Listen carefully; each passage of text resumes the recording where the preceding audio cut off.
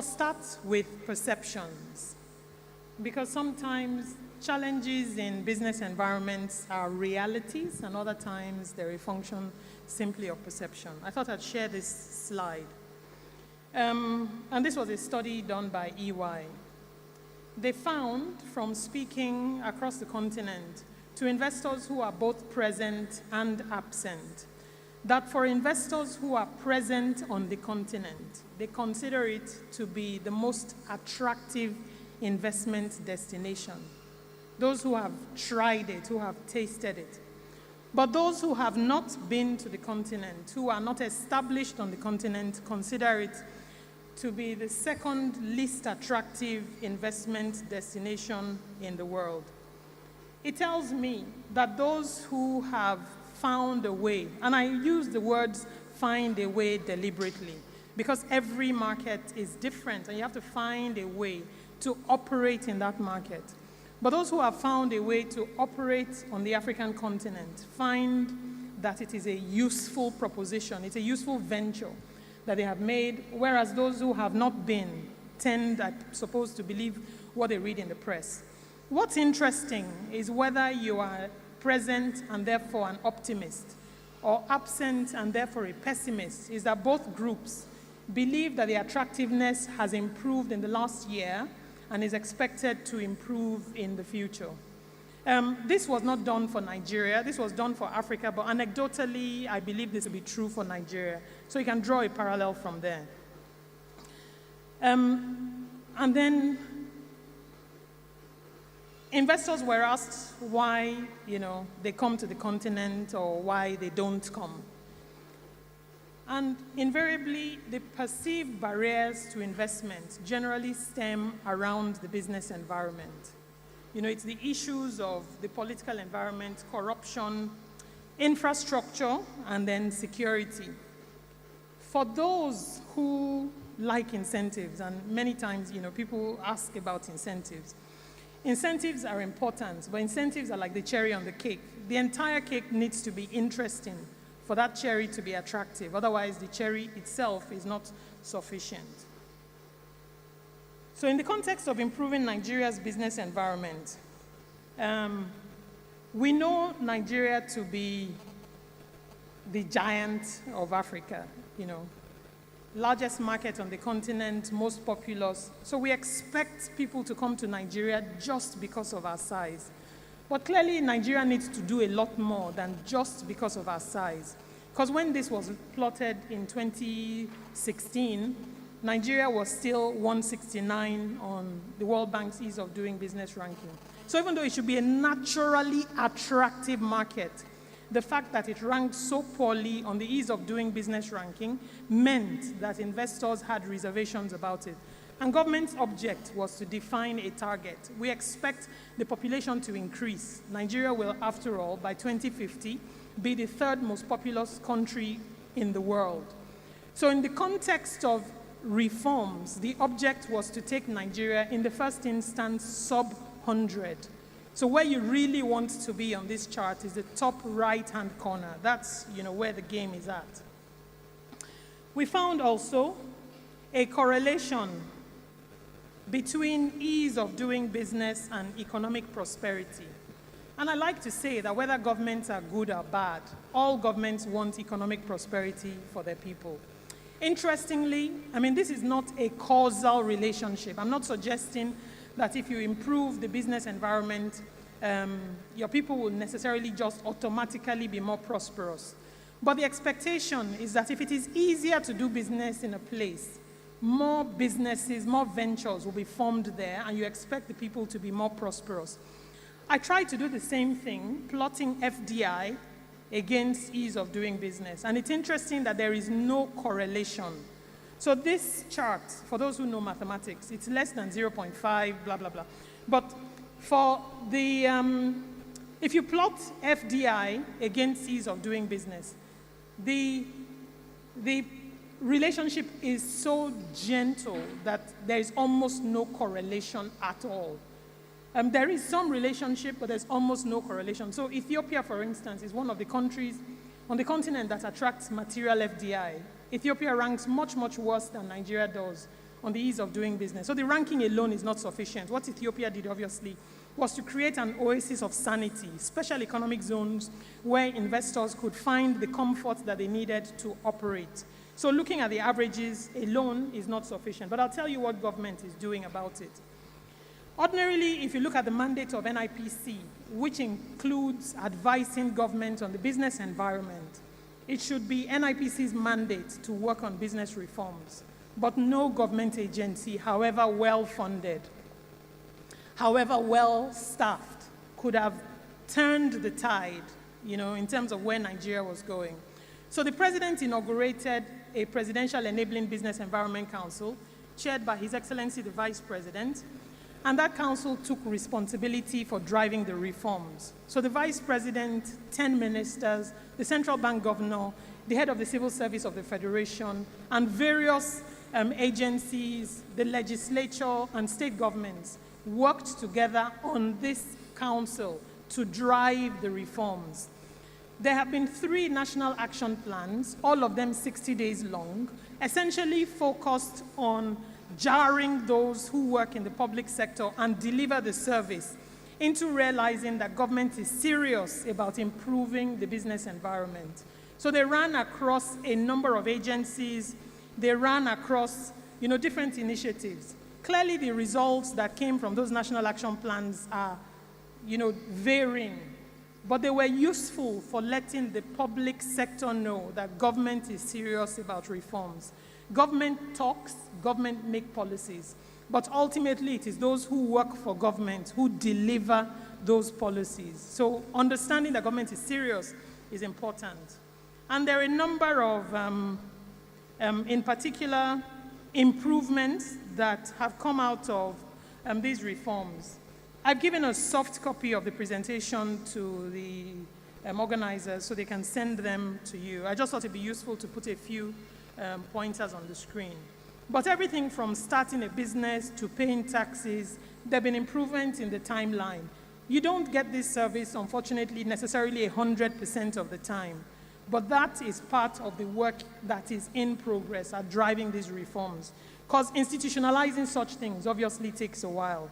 But we have seen some positive results already.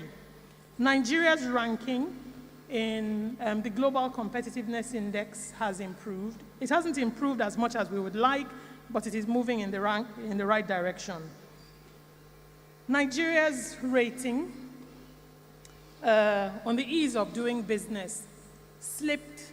I saw in the press, Nigeria falls to 146 on ease of doing business ranking. Nobody looked at the score. And I'll I like to use simple examples to communicate messages. It is equivalent of a child coming home one year and saying to his parents, I scored 85% and I was first in my class. That's good news. But when that child comes back the following year to say, I scored 90%, but I was second in my class, my father would not have taken it too, even though, I actually did better. But what's important is the score, Nigeria's distance from the leader in that measure globally, and that's what the score measures. I'm not a politician, so I don't feel obliged to make a political statement, but there has been real improvement. And if you consider where Nigeria had been before, stemming the tide was first an important thing to achieve before you then achieve progress. This is at the national level. Similar progress has thankfully been recorded at sub-national level. You may not be able to see the screen very well, but the yellow bars indicate from 2014 to 2018, when the World Bank did this, when they took their markings, how particular states in Nigeria have improved in the doing business ranking. So the biggest improvement came from Kaduna State, which literally had a laser focus on driving business reforms. But Kaduna, Enugu, Abia, and Anambra have recorded the biggest increase. It is useful, I find, that states are competing with each other, for business reforms, because even though investors come to Nigeria, investors, after all, only invest in states. Nigeria went through a recession, and in reaction to that recession, Nigeria articulated the Economic Recovery and Growth Plan, which was aimed at first ensuring macroeconomic stability from the position that we were in before, but also achieving diversification of our economy away from the heavy reliance on oil. There were other elements of it that were important, including building the economy in a manner that we can compete globally, because we are, after all, part of a global village. The ERGP identified a few sectors that are priority, and I didn't put everything on the list, I just put a handful of the sectors. And at NIPC, working with NBS, we try to get a sense of how much investment is required to achieve the targets set in the ERGP. I find it is useful in helping to drive the message home. And I see the targets there, not only in terms of what government is trying to achieve, but the values, the investments that are required from the private sector to make this happen, to be quite substantial. It underscores for me that the reforms aimed at improving Nigeria's attractiveness to investors cannot be an event. It is not an action that you do, for one time. It is a journey that we need to stay on. And the fact that we improved in scores from 2017 to 2018, but slipped in ranking, tells us that however fast you may be running, because others are running too, to stay ahead of the curve, you really have to keep running. So that journey needs to continue. To take the ERGP from a policy document into reality, government then, over a 17-week period, ran these ERGP-focused labs that were essentially aimed at locking everybody in a room. Investor, public sector, what are the issues that you have with making this investment happen? What challenges do you have with what agencies? Bringing the agencies into the room and trying to make it work. And what we found from that exercise is that only for these sectors, and these are not all the ERGP priority sectors, just a handful of them, $22.5 billion of capital could be unlocked, 514,000 jobs. Of those $22.5 billion, about 10.9 odd billion is deemed ready to go. So apart from articulating the policy, apart from driving the reforms, government actually wanted to make this live, which is what the labs were supposed to achieve. At NIPC, the agency where I work for, we see ourselves in many ways as unique amongst government agencies. We need to speak the language of the private sector because we engage the private sector all the time, but we're a government agency, so we need to speak the language of the government agencies as well. But we need to be trusted by both parties so that we can carry honest information. It'll be a shame if people give me feedback because they think I'm a government official and they don't want to offend a government official. So they tell me as nicely as they can, even though they don't mean it. And I then carry that message to senior people in government. The correct way to engage an investment promotion agency is to tell us as it is, I dare say, warts and all, so that we can then, in the corridor conversations inside government where you're not present, represent the interests of the private sector. We try to build a strategic focus. We realigned to attracting not just foreign direct investment, which we're obviously interested in attracting, but also attracting domestic direct investments. Nigeria is a country of wealthy people. You don't necessarily get the sense going around Nigeria that Nigerians are aggressive investors in their country, but they should be. And the object of the domestic direct investor drive is that we're attracting not just foreign investments, but we're also deliberately trying to attract DDI, domestic direct investments. We identified our stakeholders who run across a number of government agencies. But to make it easier for investors to understand, I mentioned investors don't start with incentives. Incentives are like the cherry on the cake. But after all is said and done, can I have the cherry on the cake, please? It's a position that I find with many investors. So we put together a compendium of investment incentives, which articulates in one document all of the incentives that exist in Nigeria, pulled from different quarters. The document is 20 pages long, but it took us a year to pull together because we went through a deliberate, concerted effort, as much as possible to make sure that we did not leave anything out. There are copies of the document available, but it's also available for download from our website. We put together an iGuide Nigeria. Nigeria is one of sub-40 countries in the world that have this online investor's guide. And what the iGuide does, sitting from anywhere in the world, because it has multi-language functionality, you can simply toggle a few, buttons on your screen, and you can get it in the language of your preference. But it gives information about how to start a business in Nigeria, how land works, how labor, and gives a sense for a few costs related to doing business in Nigeria. So you get a sense for what you're getting into before you get into it. I worked for 23 years in banking before I went into the public sector. By the way, today is the 2nd anniversary of my joining the public sector. But I found from preparing that iGuide that there were many things, never mind my 23 years in banking, that I actually was not aware of. And therein, in some reality, is a tragedy of those who sell Nigeria. Many of us actually don't know Nigeria as well as we should. So I would encourage all of you, however well you know the country, to go through the iGuide. Because we are trying to attract investment into Nigeria and we're attracting foreign investment, we also thought it was important to look at the multitude of treaties that Nigeria has signed.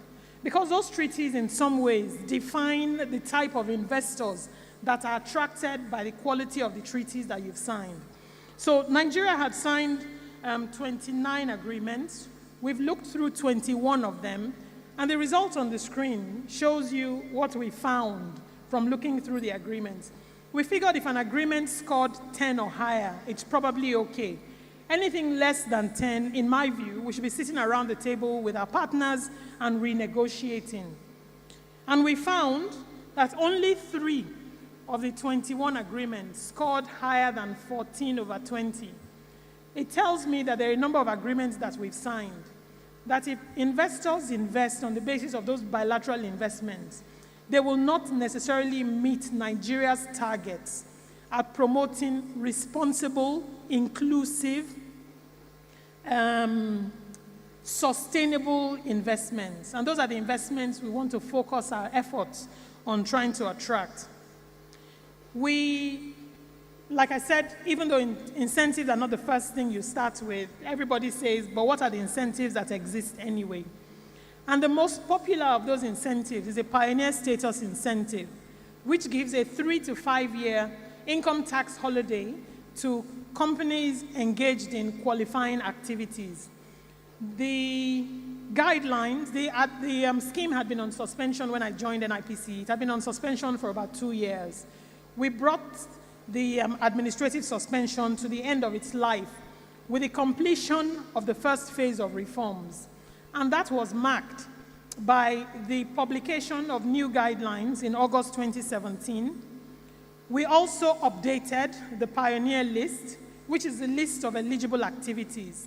We upgraded and modernized that list, if you like, by putting it in ISIC format. That's the international standard for classifying economic activities. In addition, we added new sectors that previously were not on the list. So e-commerce and the creative industries, essentially to recognize, that these are new industries that Nigeria is trying to promote investment in. The list had not been updated since 2006. So one of the features we built into the reforms was to have the list updated every 2 years. Because it was last updated now, in August 2017, we've already started the work for the 2019 update. So I encourage you again, you can download the list from NIPC's website. If you have any input as to what should be added, what should be taken off the list, we would really like to hear it. We're interested in promoting investments, but we don't have limitless resources. So we went through a deliberate effort of trying to, in the universe of all the countries in the world that we can promote investments from, which ones should we pay particular attention to? Because based on informed analysis, we have the best prospects of attracting investments from. It doesn't mean that these are the only countries we're interested in attracting investments from, but these are countries with which we want to build strategic investment promotion relationships. I say it's work in progress because even though we've had the necessary conversations with senior people in government, we all haven't agreed on what 20 countries should be our priority focus. In context of our work in NIPC, we'll start with 3 or 5, but we went through the process of identifying 20.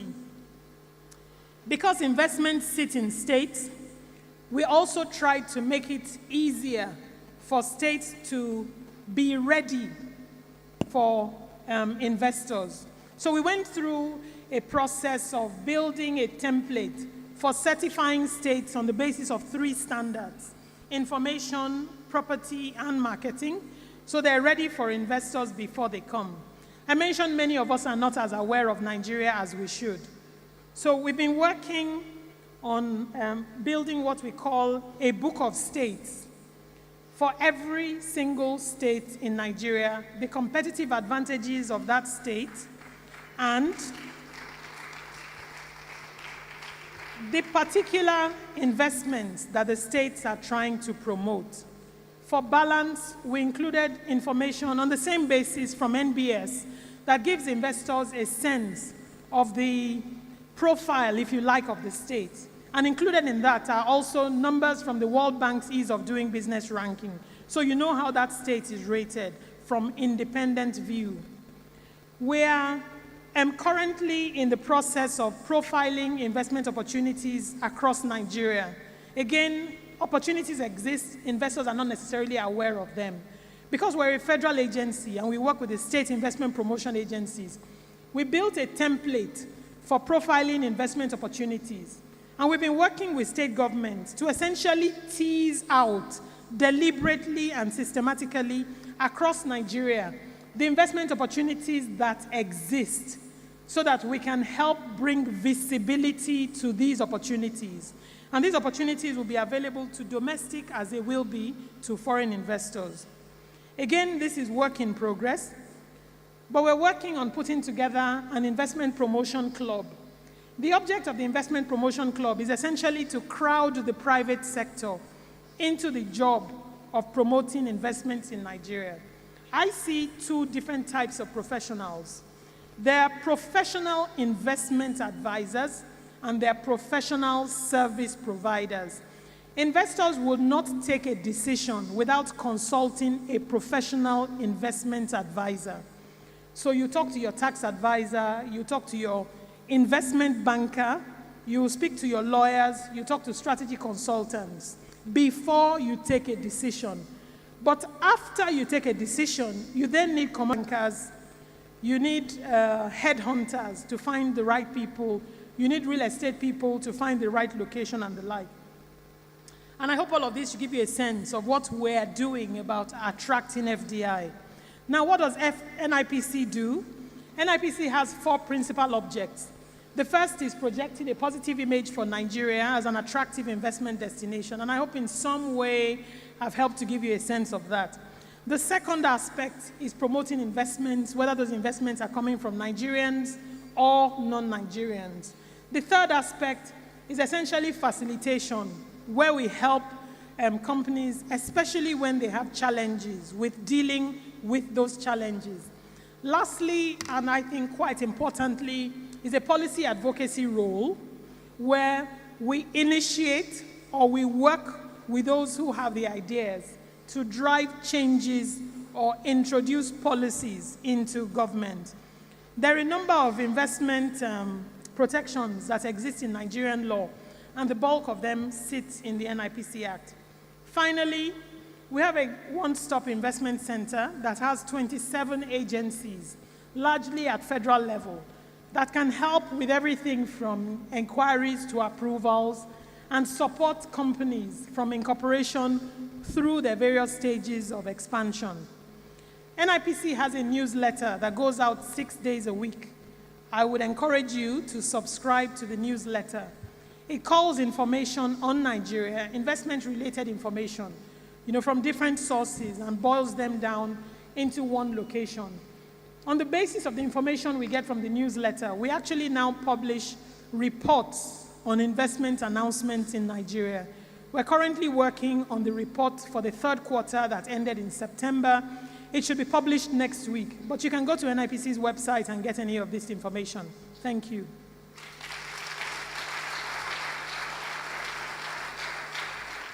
Thank you very much, Yewande. I think this has gone into detail on the special areas that NIPC has gone into helping in the ease of doing business in Nigeria.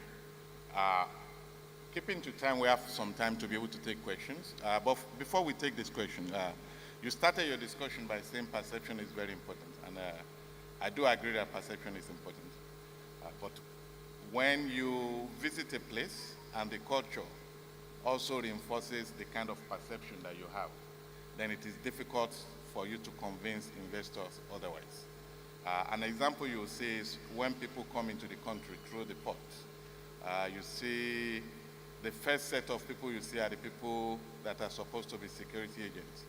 And their form of greeting in its way is a form of corruption. And they're asking you, what do you have for weekend? What do you have for the evening?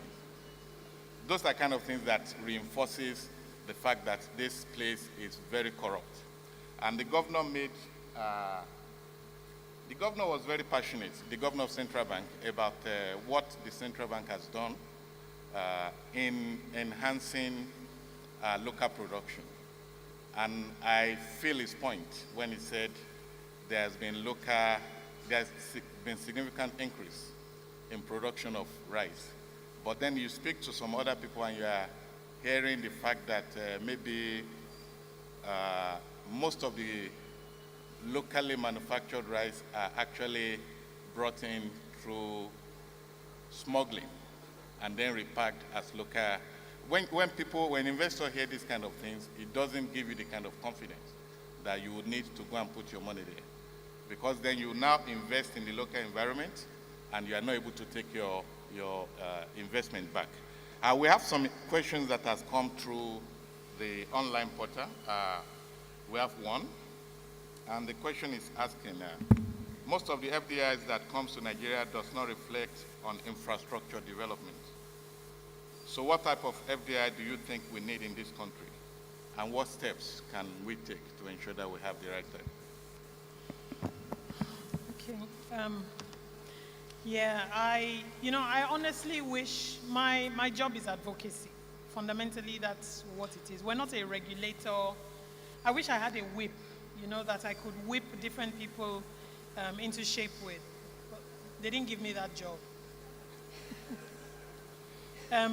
So I find sometimes, the reality is that the experience of investors in Nigeria is slightly different from what we say to people. And I always encourage investors to tell me exactly as it is so that I know what I'm dealing with.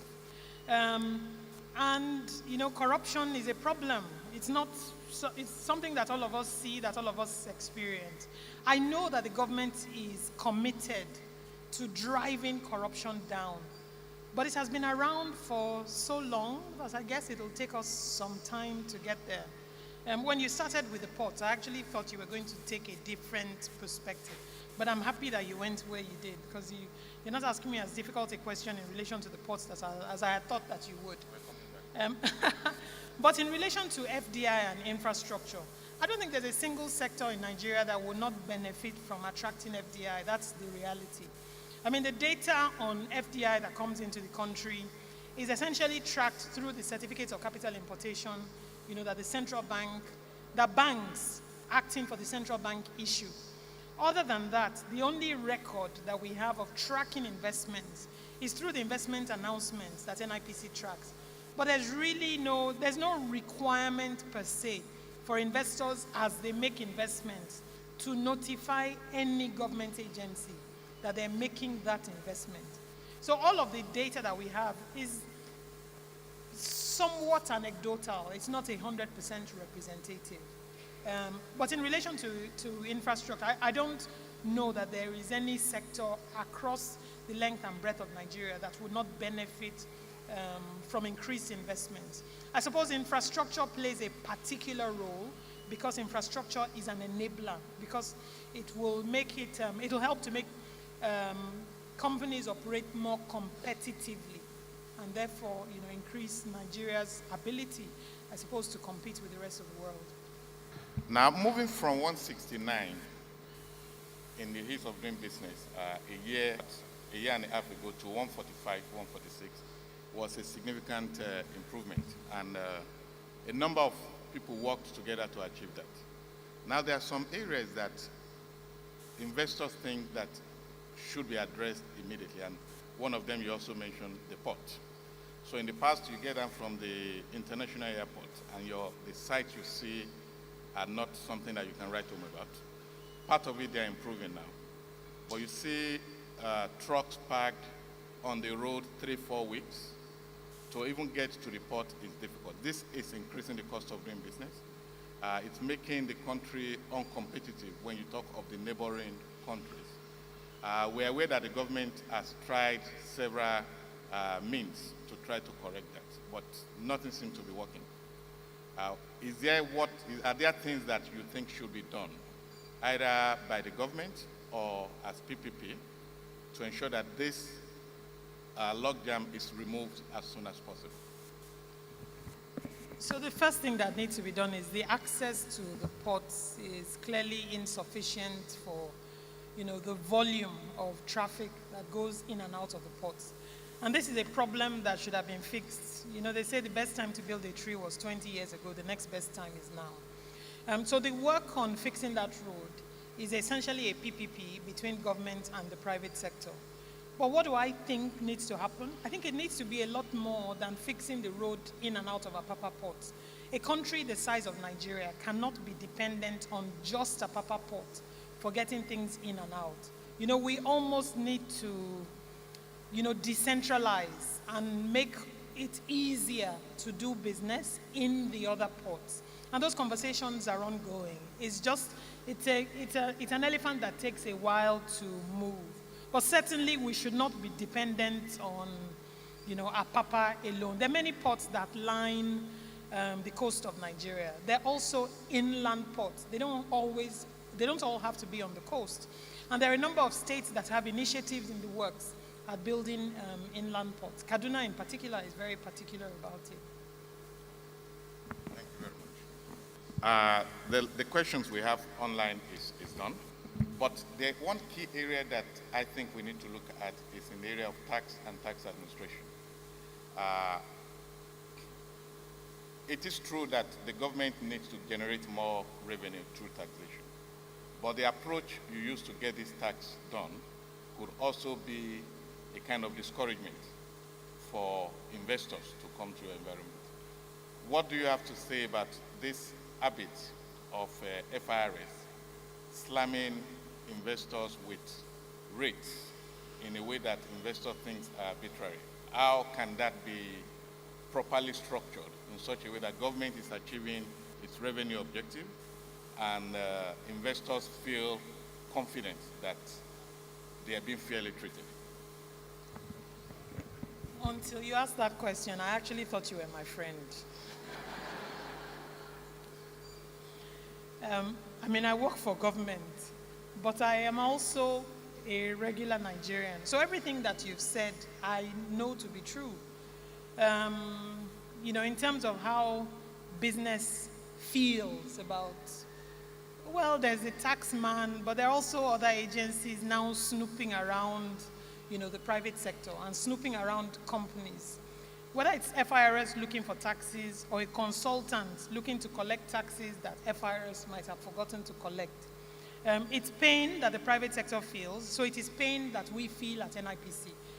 NIPC's work is advocacy. My only charge to the private sector is that you keep that pressure of complaining about it up. Part of the reason that a few elements in government get away with doing the wrong thing is because people don't push and insist enough. Keep it, keep the message on target and keep the message, in front of the relevant people. I'm an advocate. I'm an advocate for the private sector. That is essentially my job. But my job is advocacy. The more voices are speaking, for a change that is in the private sector's interest, I think the better for all of us. So I complain to FIRS. As investors complain to me, I carry the message to FIRS. And I carry the message to different quarters of government. I don't think it would be appropriate for me, at this audience to be passing on conversations that we have in government quarters. But please be rest assured that we pass that message to government as investors pass it to us. And I feel very strongly that there's a trade-off sometimes between growth and tax generation. Sometimes you have to forego some taxes to first enable the growth on the basis that when that growth happens, the taxes will follow. But you have to allow the growth to happen. On that issue with the tax man, sometimes we sit on opposite sides of the table. So thank you very much. Just the kind of parting advice. As election is coming, investors get very jittery. But we that have been in this system in the past, we know it will come, it will go. Nigeria will remain. What advice do you have for investors? Is this still a safe environment to invest despite the upcoming elections? I don't know who picked him as moderator. But the reality is that in many countries, elections mean concern for investors. And investors take a very cautious approach. Sometimes, depending on the market, a more cautious or a less cautious one, depending on their perception of the riskiness of the market. There are many political dynamics at play now that in the context of my job or even my person, I'm not the best qualified to speak about. What I tell investors, though, is we don't know what will happen with the elections. Nobody knows. If somebody knows, they should let me know. But we don't know what will happen with the elections. But we know that the prospect of Nigeria as a country remains strong. So it might be a blip in the road that we will come over, we will get over, if you like, as the elections come and go. The prospect of Nigeria means that you cannot take it off your eyes if you're interested in tapping into that the continent represents, that Nigeria as a country itself represents. That's the message that I give to investors. Thank you very much. At this point, we'll round up this session and we'll go to the next one. Thank you, Andy.